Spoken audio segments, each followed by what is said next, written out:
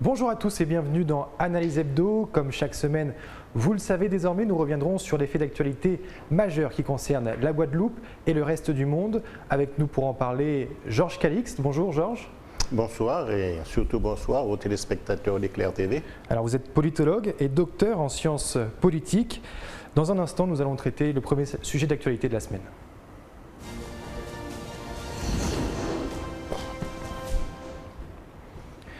Les images ont fait le tour des réseaux sociaux. Le drapeau non officiel de la Guadeloupe dressé sur le fronton de la préfecture à la place du drapeau tricolore n'est pas passé inaperçu. Cela s'est passé dans la nuit du 25 au 26 octobre. La préfecture a rapidement fait réinstaller le drapeau national et condamne, on s'en doute, cet acte non revendiqué.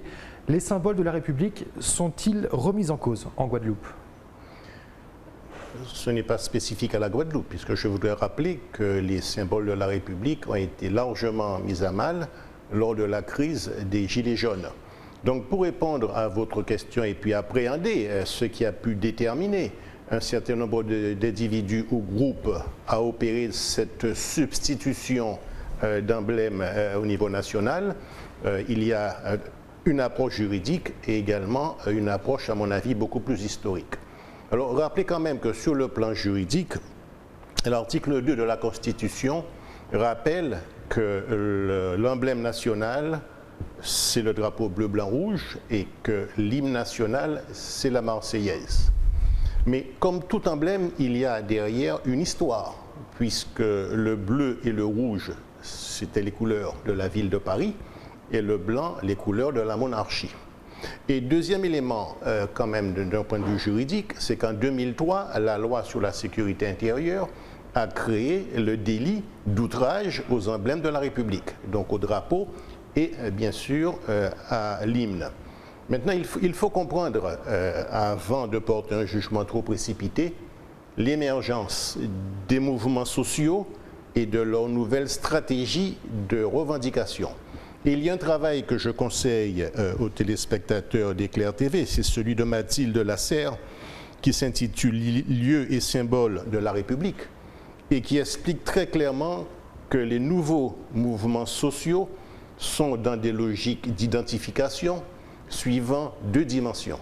La première dimension, c'est qu'ils cherchent eux-mêmes à créer leurs propres symboles. Vous avez bien vu les gilets jaunes. Vous avez vu également le mouvement Nuit debout.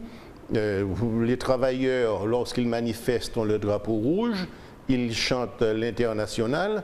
On sait par conséquent que ces mouvements, très globalement, cherchent à s'identifier.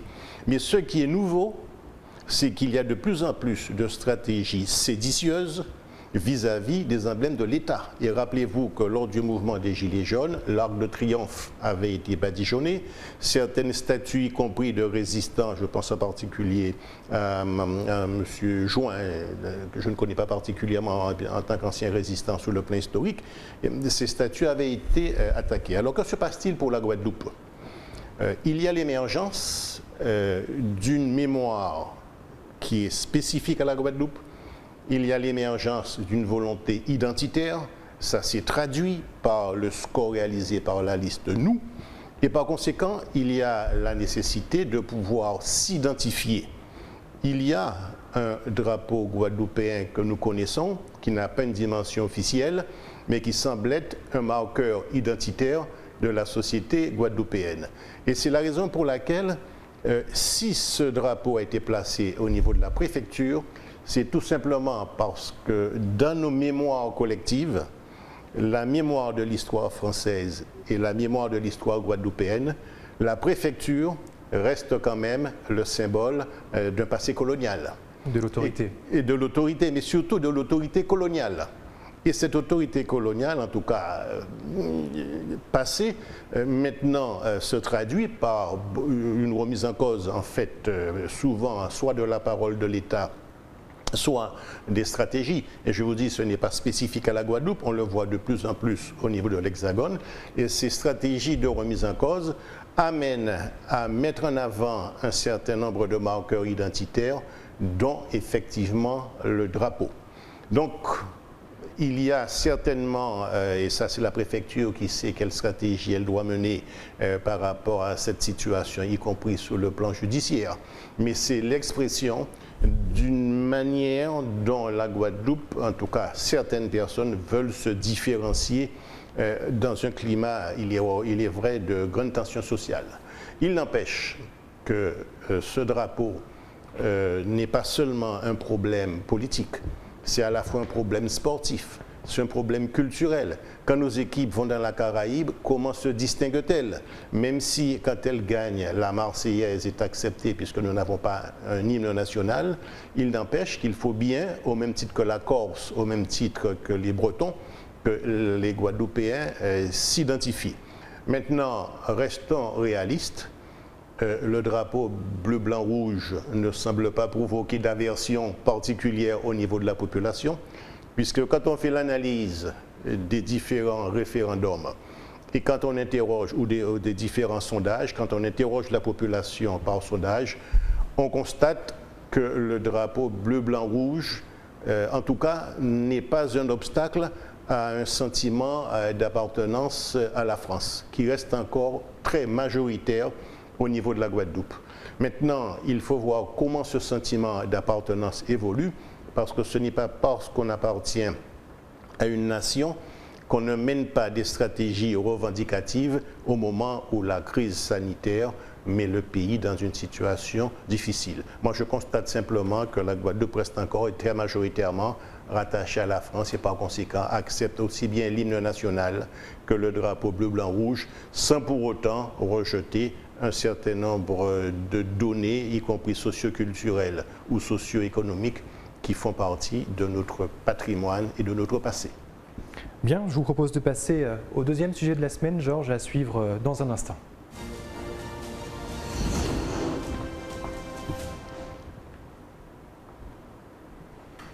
Sylvie Gustave dit Duflot vient d'être élue présidente du conseil d'administration de l'Office français de la biodiversité. Par cette nomination, la Guadeloupe et plus largement les Outre-mer se placent en première ligne pour protéger la biodiversité française. Georges Calixte, Sylvie Gustave dit Duflot est une femme politique engagée depuis plusieurs années dans la transition écologique. Que penser de sa nomination à un tel poste? D'abord, une fierté. C'est une Guadeloupéenne qui a beaucoup milité, vous l'avez dit, en matière d'environnement, qui est 4e vice-présidente du conseil régional en charge de l'environnement, qui est présidente de l'agence régionale de la biodiversité. Et c'est une justice rendue à l'outre-mer que de voir Sylvie Gustave dit Duflot élue à la tête de l'agence nationale pour la biodiversité.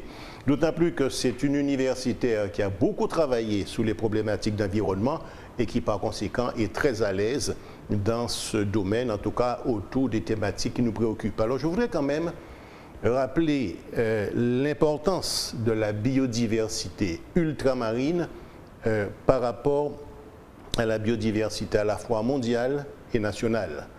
Même si les territoires ultramarins, c'est 0,1%, donc à peine des territoires terrestres, il n'empêche que c'est là où on retrouve une part non négligeable de la biodiversité mondiale. Et juste quelques chiffres. 1,4% des plantes du monde sont en Outre-mer. 3% des mollusques s'y trouvent et 10% des récifs coralliens du monde se retrouvent en Outre-mer, dont 4% pour le récif de Nouvelle-Calédonie. Donc, Sylvie Gustave dit Duflot, élue à la tête de l'Agence pour la biodiversité, c'est une justice rendue à une ultramarine, d'autant plus que je rappelle que contre elle, il y avait un autre ultramarin, un Guyanais, mais qu'elle a été élue largement, puisque sous les 34 votants, elle a eu 25 voix qui lui sont favorables. Maintenant, cette élection engage, dans la mesure où il y a 4 défis importants que Sylvie Gustave dit Duflot devra relever, et non des moindres. Et vous verrez que ça nous concerne directement à la Guadeloupe, comme ça concerne l'ensemble des Outre-mer, le changement climatique. Vous voyez bien que quand nous étions jeunes, les plages où nous allions nous baigner, ils ont perdu entre 10, 15, voire 20 mètres de linéaire de sable. C'est parce qu'avec le réchauffement climatique, les eaux montent. Comment donc gérer cette problématique au niveau de l'outre-mer. Deuxièmement, il y a une surexploitation de la ressource, quelle qu'elle soit. Vous avez vu le dilemme dans lequel s'est trouvé le comité régional des pêches concernant la pêche au lambi. Et le lambi est pêché à une voie près. Donc ça veut dire qu'il y a la conscience que certaines ressources sont en train de diminuer et qu'il va falloir une gestion adaptative de ces ressources. Il y a également la pollution. Rappelez-vous qu'à Sainte-Anne, il n'y a pas très longtemps, il y a eu des centaines de poissons qu'on a retrouvés morts et bien évidemment, il y a ce qu'on appelle la prolifération des espèces invasives. Elle aurait également à affronter des divergences idéologiques importantes entre, par exemple, les associations de protection de la nature qui sont dans un radicalisme quasi exacerbé de protection, allant même juste à demander à certains de ne pas manger de viande pour que la vie animale reste quasiment intacte. D'un autre côté, vous avez des problématiques qui sont celles des agriculteurs, par exemple la problématique du loup, la problématique de l'ours, et vous avez également la problématique de la chasse. Ça veut donc dire qu'elle a relevé un challenge qui nous honore, mais je lui fais confiance si elle est parfaitement consciente que c'est également un challenge qui l'engage et qui nous engage ultramarins, puisque de sa réussite ou de son échec dépendra une certaine image de la Guadeloupe. Et en ce qui me concerne, je lui fais entièrement confiance et je lui souhaite bonne chance. Eh bien, nous suivrons ces travaux dans sa nouvelle fonction. Je vous propose de passer au dernier sujet de la semaine, Georges, au sujet justement de la situation tendue entre Paris et Alger. On voit ça dans un instant.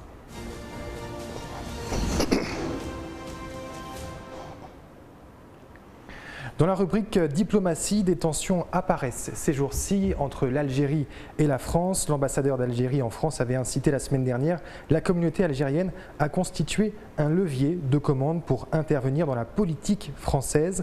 La France qui appelle Alger au respect de sa souveraineté. Comment expliquer ces tensions? Les blessures du passé sont-elles difficiles à oublier entre la France et l'Algérie? Je ne sais pas si elles sont difficiles à oublier. Il n'empêche qu'il y a entre la France et l'Algérie un passé douloureux qui hante vraiment les relations entre ces deux pays. Alors, deux événements. Il y a eu la guerre d'Algérie. Et au cours de la guerre d'Algérie, la France a fini, après 132 ans d'occupation coloniale, à octroyer à l'Algérie son indépendance. Et beaucoup d'Algériens qui avaient collaboré avec la France pour lutter contre le Front de libération de l'Algérie, le FLN, le Front de libération nationale, sont partis donc vers l'Hexagone. Et le dernier incident qu'il y a eu, c'est que lorsque la justice française expulse un ressortissant algérien, les Algériens ne l'acceptent pas sur le territoire. Il est donc obligé de rester en France. C'est la raison pour laquelle la France n'a pas hésité à réduire ses visas d'entrée. Rappelez-vous qu'en 2019, il y avait 225 000 visas d'entrée de l'Algérie vers la France. Maintenant, il n'y en a plus que 30 000. Ça a créé donc, si vous voulez, un froid. Pour créer le show, le président de la République s'est rendu sur le pont de Bezons de manière à marquer une minute de silence par rapport au massacre qu'il y avait eu. Il l'a reconnu lui-même, à savoir qu'en 1962, il y a eu sur le pont de Bezons une manifestation d'Algériens pour soutenir le Front de libération nationale, et cette manifestation avait été réprimée dans des conditions que le président de la République lui-même, dans le cadre d'un communiqué, a dit que c'était inexcusable. En fait, cette thématique interroge plus largement la capacité de la France à pouvoir reconnaître le crime colonial et de s'en excuser. Donc le président dit que c'est inexcusable, mais il ne présente pas d'excuses pour autant. Et je rappelle que Nicolas Sarkozy, qui s'était rendu en Algérie en 2007, a dit « mais moi je vous invite plutôt qu'à revoir le passé, à vous tourner vers l'avenir ». Et François Hollande, qui s'y était rendu, avait dit comprendre les souffrances liées à la décolonisation Mais le processus d'excuse par rapport au fait colonial, la France, si vous voulez, c'est la raison pour laquelle il est intéressant de venir sur cette thématique, ne le reconnaît pas. Alors bien sûr, certains militants, voire certains historiens, par rapport à ce qui s'est passé en Algérie, parlent de crimes d'État. Pour l'instant, ces crimes d'État n'ont pas non plus un écho très favorable au niveau de la justice française, puisque regardez bien, après 17 ans de combat que mène la Guadeloupe pour la reconnaissance et les réparations, et vous constatez pour autant qu'on va de non-lieu en prescription, qui fait que cette problématique de l'histoire coloniale de la France, j'ai le sentiment que la France n'y est pas très à l'aise, mais qu'en même temps, elle garde toujours sa mentalité de puissance coloniale en disant « mais je n'ai pas à m'excuser » puisque pour, en tout cas les dirigeants français, la colonisation a apporté la lumière aux colonisés et que par conséquent, la France aurait apporté un certain progrès. Maintenant, on sait sur le plan historique combien la colonisation a détruit un véritable génocide d'ethnie. Je prends l'Amérique du Sud, mais également nous, les Caraïbes, quand les colons sont arrivés. Et par conséquent, il faut attendre, voir comment les rapports entre la France et son passé colonial évoluent et quel type de relation, en tout cas, quel type de mémoire serait possible, ne serait-ce qu'à travers un enseignement plus poussé de l'histoire de la colonisation au niveau des écoles. Attendons, puisque c'est un débat qui n'a pas fini de faire parler de lui.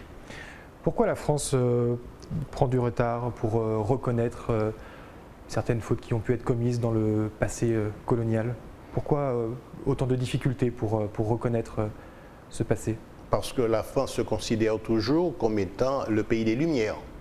Et que par conséquent, la colonisation l'a été soit au nom de la christianisation, soit au nom de l'émergence, en tout cas dans la conception de certains, dans le cadre de l'émergence des peuples pour les éclairer. Donc cette idée de la France pays de lumière fait que la France estime n'avoir pas à s'excuser par rapport aux colonisés, puisqu'elle leur aurait apporté ce qu'ils ne connaîtraient pas, enfin du moins du point de vue de l'approche positive de certains dirigeants.